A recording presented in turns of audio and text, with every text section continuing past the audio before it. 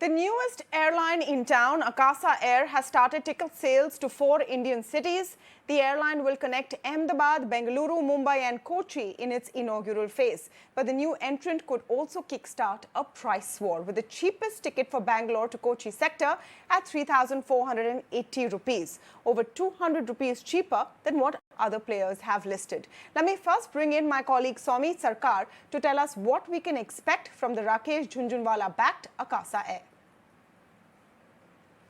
We see the newest airline is expected to start its first flight on August 7. Now they are starting firstly on August 7th on the Mumbai-Ahmedabad route, and then on August 13th they are starting on the Bangalore-Kochi route. So what we have tried to do here is we have tried to compare the cheapest flight of Akasa Air with the cheapest option available for other airlines. And one more thing that we noticed so far is that Akasa Air flights are still not available on the websites of online travel agents like Ease My Trip and Make My Trip. So what we are seeing on the flight fares is that Akasa is offering its flight at a discount of nearly 5 to 7% compared to other airlines like Go First, Vistara, Indigo and Air Asia. Now we have compared the lowest flight rates of Akasa Air with the cheapest fare across other airlines like Indigo, Go First, Vistara and Air Asia. And similar trends we have seen for the Bangalore-Kochi route also. As you can see, for August 13th, the flight rates are at a discount of nearly 5 to 7%.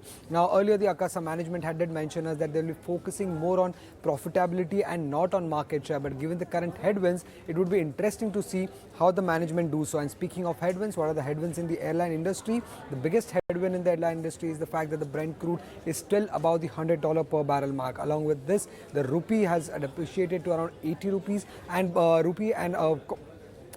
fuel are the major cost for an airline company. Along with this, the air traffic is also below the pre-COVID levels, and the rising competitive intensity is also one of the biggest headwind for the sector, given the fact that Akasa is expected to start its operation and Jet Airways is also expected to start its operation by the end of the year.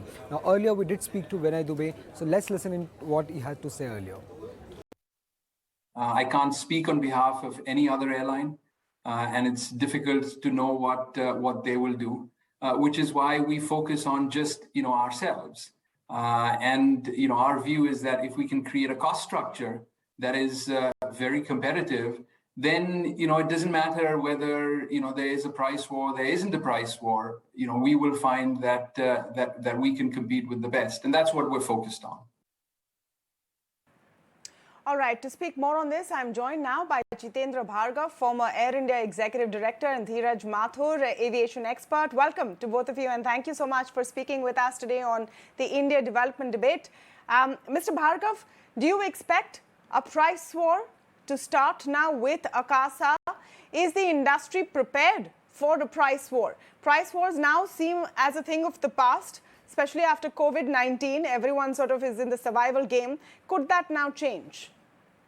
First thing is a word of congratulations to the entire Akasa team, because launch of an airline is a momentous moment for an airline promoter. The Eurofec euphoria is there, it's around, etc. But what we need to look at is, can the Indian market absorb this additional capacity?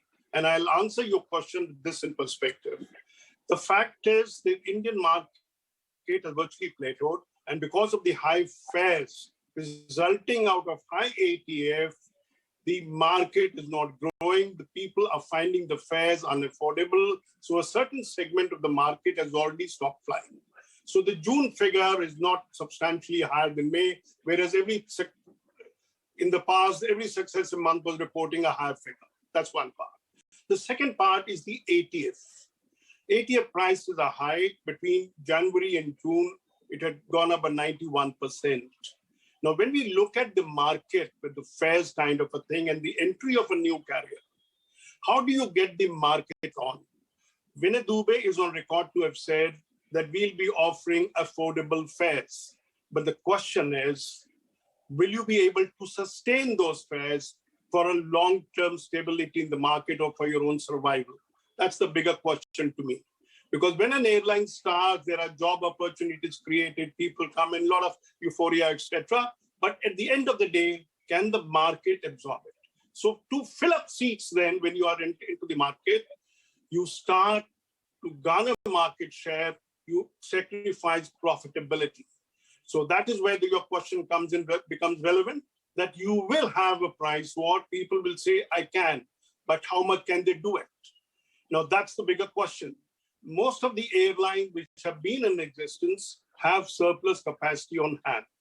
They haven't been able to put all their capacity on the pre-COVID level. So once you have also that capacity coming in, and the only good part that I noticed with the 4 sectors that Akasa Airlines announced is that they're not talking of trunk routes, which is a very sensible thing to do. Now, once you say that, look, I will stay away from the competition where there is very strong, the competition is very intense, I will get onto sectors where there may perhaps be need for it. But as Akasa grows, inducts more aircraft, starts more sectors, then you will have the real issue.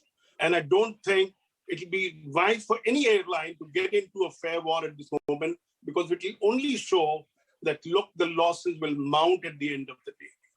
It can be a short-term gain, but a long-term disaster. No, I mean, it's more so of Akasa Airline, one can say, well, good. Sure, but it's more of a consumer acquisition strategy initially, and that's where the actual question is, isn't it, Dhiraj Mathur? How does Akasa break into this market, which is fairly cluttered? The big question mark, frankly, from the passenger's point of view, is, reliability. The kind of reports that we're seeing day on day, flight diversions, issues with flights reaching on time, staff going on strike. We've discussed some of those issues in the past. First, Akasa will have to focus on getting the basics right, isn't it? Yeah, obviously, look, it's a new airline. It's got new aircraft, and it's getting the pick of the industry in terms of employees from the existing airlines. So I don't think those are going to be issues. And I don't think, I disagree with Jitendra Bhargava on the point that the market is saturated and plateaued, because actually, look, if you look at air travel in India, about 4% of the population flies. And this, the total numbers are made by this 4% traveling several times in a year. If you look at train travel, getting a reservation on a train is still a great challenge. And so there is a huge unmet demand that exists out there. And Akasa's strategy of not focusing on the metros, but you're moving to the B category towns is actually the right strategy, because this unmet, there is a huge demand on the existing routes. And if you look at the numbers, okay, June was a bit of a plateau, but till May they were growing. June, traditionally, things tend to slow down a bit. But as far as domestic travel is concerned, in the May numbers were almost at the pre-COVID level, and on the domestic front, on the international front, they had exceeded the pre-COVID levels. So there is a huge existing demand, and there is a much, much larger unmet demand. The issue is of supply, and the issue is also of pricing. Akasa is offering, 500-600 rupees cheaper tickets. I think this is just a launch initiative, not even a strategy, because it's not, strategy is something that you sustain over the long term, or at least the medium term. I think this is just an entry thing. Whoever launches a new product or enters the market for the first time does tend to, give this kind of a discount. But I think the hit from COVID is so substantial, I don't think anyone in the right mind is going to think in terms of a price war. So as far as Akasa's entry is concerned, it's great news, because my belief is that we need additional supply, and we need supply that is focusing not on the metros, but on the B category towns, and eventually even the C category towns. And that's when you're going to get real penetration. That's when we will really realize our true potential. And that's why I've always been a great fan of the Udan scheme, because that's focusing on the unmet demand.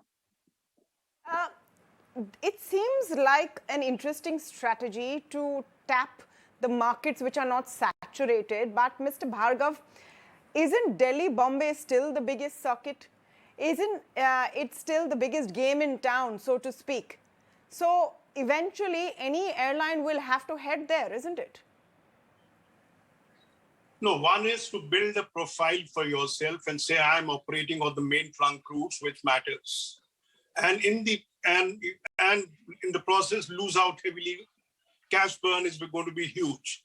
Considering the fact that you have Aditya Ghosh and you have Vinay Dubey, experienced hands in aviation, I don't think they will take any step which could be termed as harakiri. They have gone to the right course and they will work it out. You see, when you talk of an introductory fare, like all airlines conventionally introduce when they either launch a new sector or airline is launched, they've done exactly this thing. So we got to wait for it. If the market does not grow, I will not pass a judgment as of today. We got to watch the market for the next 6 months. What is the pattern being adopted? Say, for example, the Russia-Ukraine war is to end.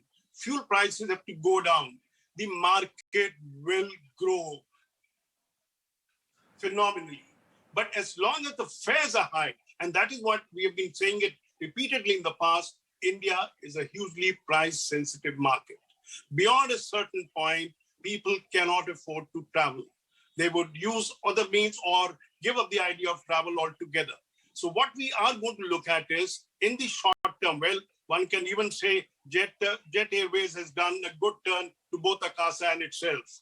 Because had we had another airline coming in with so much more augmentation of capacity, this situation would have been worse. And we got to look at the booking inventory of the airline put into the market and see the load factors. Will the load factors of the other airline go down? Will they allow it to go down? Or will they offer attractive fares, lucrative fares, or lower fares just to get the passengers or retain the passengers?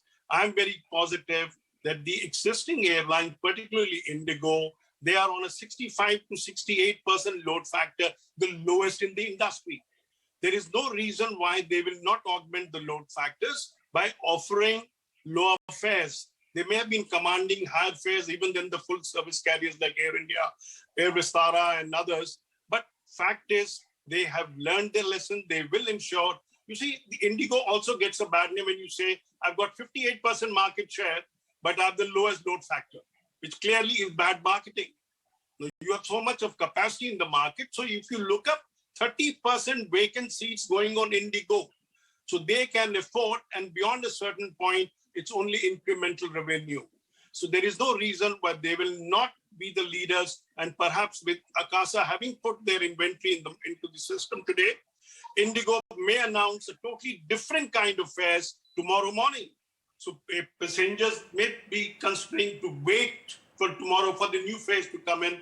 And if there is a price war, it will be bad for all airlines at a time. Okay, when so maybe not a price war that sinks the industry, but some reprieve for passengers in terms of better fares. Because whether it's ATF or, general inflationary trends, we've seen prices inching upwards. And affordability is becoming an issue. That issue has to be solved. Yes. If you look at from a passenger's perspective, which a journalist is ought to be looking, I would say yes. Yeah. But when you look from the industry's perspective, when you look from the airline perspective, it's bad. You can't have, because none of our airlines are making money.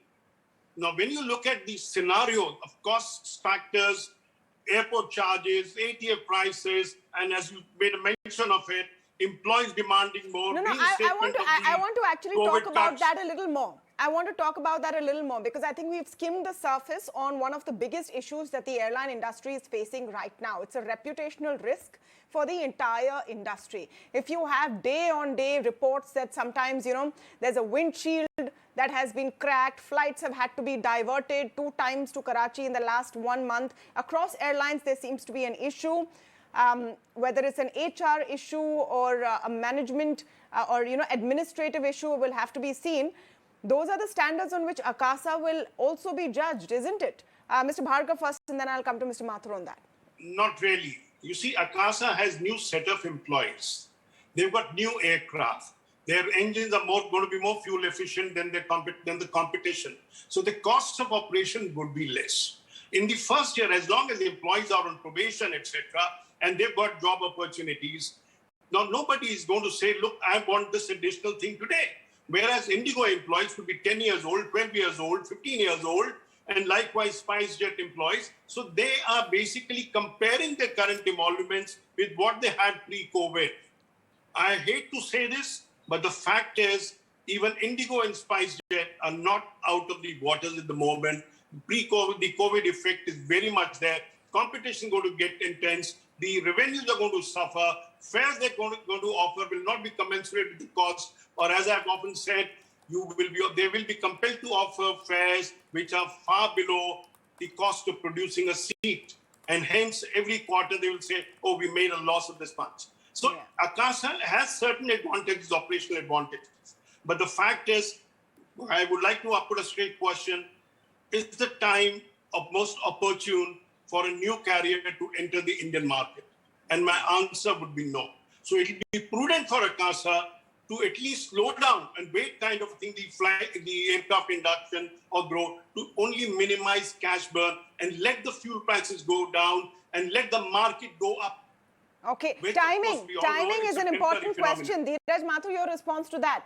The timing isn't great for Akasa, looking at what is happening in the world and in the Indian space right now. The aviation space, price sensitivity of passengers has possibly heightened.